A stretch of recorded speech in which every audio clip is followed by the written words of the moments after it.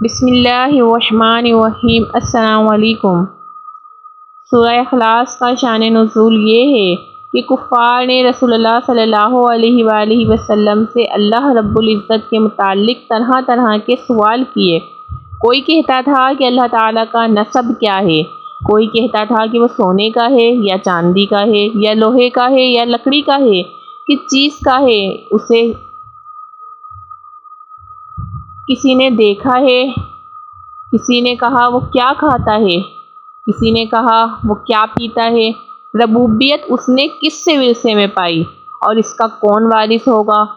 ان کے جواب میں اللہ تعالیٰ نے یہ صورت نازل فرمائی اور اپنی ذات و صفات کا بیان فرما کر معرفت کی راہ واضح کی اور جاہلانہ خیالات کی تاریکیوں کو جن میں وہ لوگ گرفتار تھے اپنی ذات و صفات کے انوار کے بیان سے محو کر دیا۔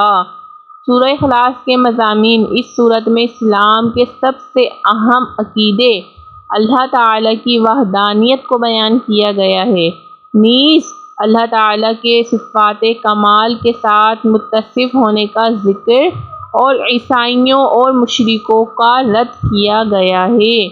سورہ ابو لہب کے ساتھ مناسبت۔ سورہ اخلاص کی اپنے سے ماقبل سورہ لہب کے ساتھ مناسبت یہ ہے کہ یہ دونوں صورتیں ان کی آیات کے آخر کا وزن ایک جیسا ہے۔ بسم اللہ الرحمن الرحیم۔ قل هو اللہ احد، تم فرماؤ وہ اللہ ہے، وہ ایک ہے۔ اللہ الصمد، اللہ بے نیاز ہے۔ لم یلد ولم یولد، نہ اس کی کوئی اولاد اور نہ وہ کسی سے پیدا ہوا۔ ولم یکن لہ کفوا احد، اور نہ اس کے جوڑ کا کوئی۔ قل هو اللہ احد، تم فرماؤ وہ اللہ ایک ہے۔ عرب میں کفار کی بہت سی قسمیں تھیں، مشرک، اللہ تعالیٰ کی صفات کے منکر اور اللہ تعالیٰ کے لیے اولاد ماننے والے وغیرہ۔ اس صورت میں ان سب کی تردید ہے۔ قل هو اللہ فرمانے میں دہر یوں کی تردید ہے، احد فرمانے میں مشرکین کا مکمل رد ہے، اور اگلی آیت میں بقیہ کفار کا رد ہے۔ ارشاد فرمایا کہ وہ اللہ تعالیٰ ایک ہے، یعنی ربوبیت اور الوہیت میں عظمت و کمال کی صفات کے ساتھ موصوف ہے۔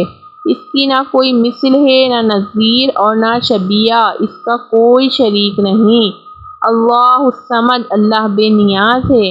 ارشاد فرمایا کہ اللہ تعالیٰ ہر چیز سے بے نیاز ہے، نہ کھائے گا نہ پیے گا، نہ ہمیشہ سے ہے اور ہمیشہ رہے گا، کسی کام میں کسی کا بھی حاجت مند نہیں ہے۔ لم یلد ولم یولد، نہ اس نے کسی کو جنم دیا اور نہ وہ کسی سے پیدا ہوا۔ اللہ تعالیٰ اولاد سے پاک ہے، کیونکہ اولاد باپ کی جنس سے ہوتی ہے۔ اللہ تعالیٰ اس سے پاک ہے، یوں ہی وہ خود کسی سے پیدا نہیں ہوا، کیونکہ وہ قدیم ہے، یعنی ہمیشہ سے ہے، اور پیدا ہونا اس چیز کی صفت ہے جو پہلے نہ ہو اور پھر وجود میں آئے۔ اس میں مشرکین اور یہود و نصارہ سب کی تردید ہے۔